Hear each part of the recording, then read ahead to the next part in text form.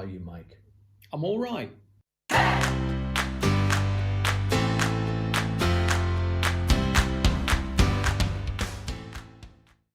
So we've got, it's another beginning story, this one, isn't it? Yeah. So Luke 4, 12 to 21 for this Sunday. So what are your thoughts? So Jesus comes to his home village of Nazareth, and the boy's done good. He's a rabbi. He's getting some followers around him, and I assume this will be his first sermon in his hometown. So presumably they're looking forward to this. A homegrown talent preaching the word. Don't know if you remember your first sermon, do you? I do. How was it? Terrible. Yeah, mine was bad as well. It was in a church in Portsmouth. I was on placement. Right. Yeah. Okay. And, well, it has to be said, Jesus' first sermon doesn't go too well either. I mean, unfortunately, the frustrating thing about this passage, as we've just been talking about, is that it ends when he's finished reading the scroll and all the eyes are on him. But actually, the passage goes on to say that by the end of the sermon, they're pushing and pulling him out of the synagogue and want to take him to the edge of a cliff and throw him off.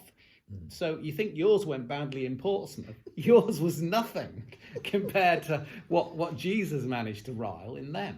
So you've got to ask yourself the question, so what's going on? Mm-hmm. You know, how did he manage to turn so many people against him with so few words? Mm-hmm. And if you look, what he does is he reads from the scroll of Isaiah, doesn't it? And it's Isaiah 61 for the most part, okay? And this is one of their favourite passages, the people there, because in Nazareth, of course, they were settlers in Gentile territory. Mm-hmm. And guess what? You know, Isaiah 61 talks about the coming age of the Messiah. You know, the captives will be released, the blind will see. This is good news to the poor. And their favourite bit that Jesus doesn't read out, which is about the Gentiles being judged and shamed and punished. And so all the eyes are upon him at the end because they're noticing you've not mentioned the bit about the Gentiles.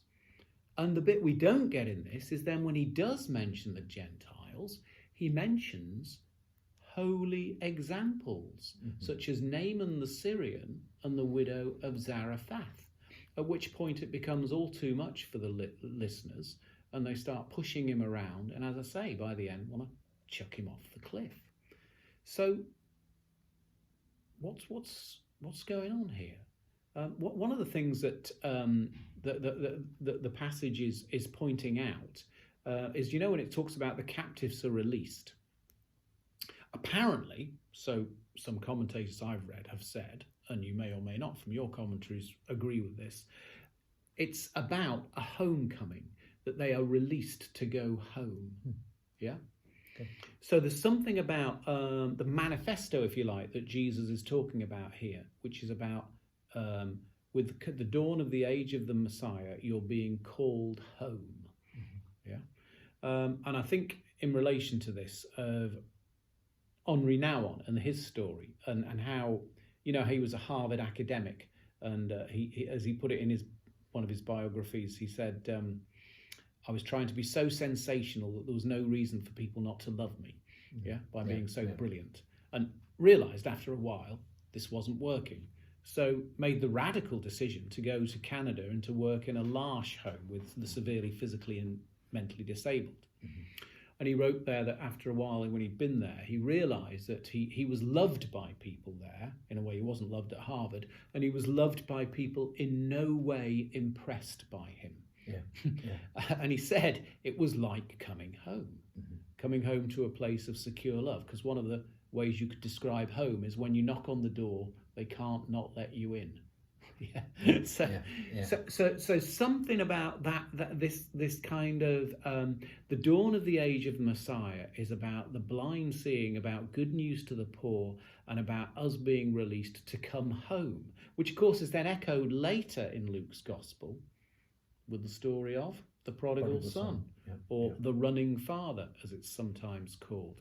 So Jesus is outlining here that, if you like, the manifesto for his own messiahship, which, as I say, goes down like a cup of cold sick with the people who are listening to him.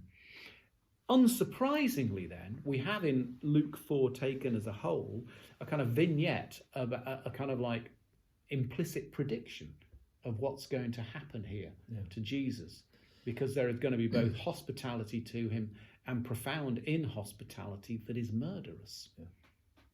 That's where I was. Where were you at? I mean, you've focused on some of the thing. Well, what was both left out in the lectionary, but also what the bit of the reading that Jesus didn't use. And I was struck by his inclusion. Yes, it's Isaiah 61 1-2, but there's a little bit of Isaiah 58 in there. So you think, what's going on here? There's a line slipped in, let the oppressed go free, comes from Isaiah 58. And in that passage in Isaiah 58, what is being addressed there is God's challenge to injustice. So you've got this theme, which you then see running right through Luke's gospel, of the challenge to Jesus's challenge to injustice and his addressing issues of poverty and wealth and so forth. And I suppose, I mean, it's one of the reasons why I find this for me, a really compelling passage, this piece of Luke's gospel. And the setting out, you use the word manifesto, this sort of setting out, Jesus setting out his stall and saying, this is what I'm here for. And the interesting thing, just in terms of the shape of a sermon, he takes that short passage, albeit augmented by another passage, that short passage, and speaks into the people's expectation.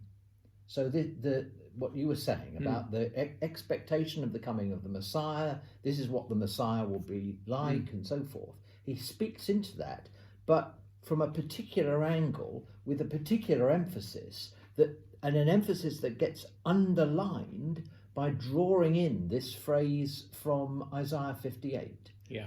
And that actually the Messiah has come not to make you feel more comfortable or to justify you in your current situation, but to challenge everyone to enable the oppressed to be free, the blind to see, the poor to be lifted up, and so forth.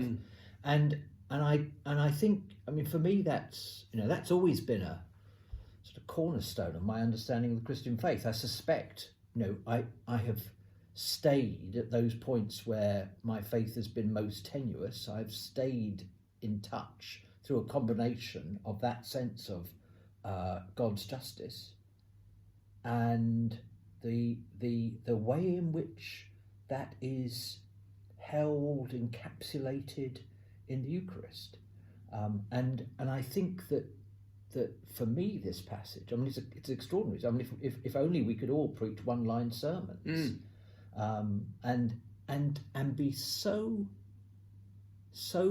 able to speak into people's expectation and challenge that expectation so that it became life-giving. So able to do that. I mean, that's an extraordinary gift. So that's I'm struck by the homiletic style, if you like, and the content of the message. Yeah, and I've criticised the lectionary people for not extending the passage, but you could argue there's something really quite important about they stopped where they stopped, because they stop where Jesus says, this passage has been fulfilled in your hearing. So in other words, the reference is clearly, guess who is the Messiah and who is here. And at that point it says, all of the eyes of the synagogue were upon him. And that's where it ends. And that's the very point at which they have to make a decision. Who is this in front of us? Who is this? And then when he goes on to say, and this is what it means in terms of these holy Gentiles, they flip and they go the wrong way in terms of their response to that question. And of course, we are captured by the story because Luke frames it so well. and you've got these steps, and I'm not going to get these in the right order, but he stands up, he's handed the scroll, he unrolls the scroll, he reads the passage, he rolls it back up again, he hands it back, he sits down. So you've got this symmetrical, dramatic presentation, and the one-line sermon. Yeah, it's one of those passages where you, amongst many, you just wish you'd been there, because there's so much to pick up in terms of the way it's said, the gestures that are made as it's said, the whole atmosphere. Yeah, but picking up your point, if we had been there, would we be then involved in the crowd that tried to push him over the cliff? It's a fair point, well made.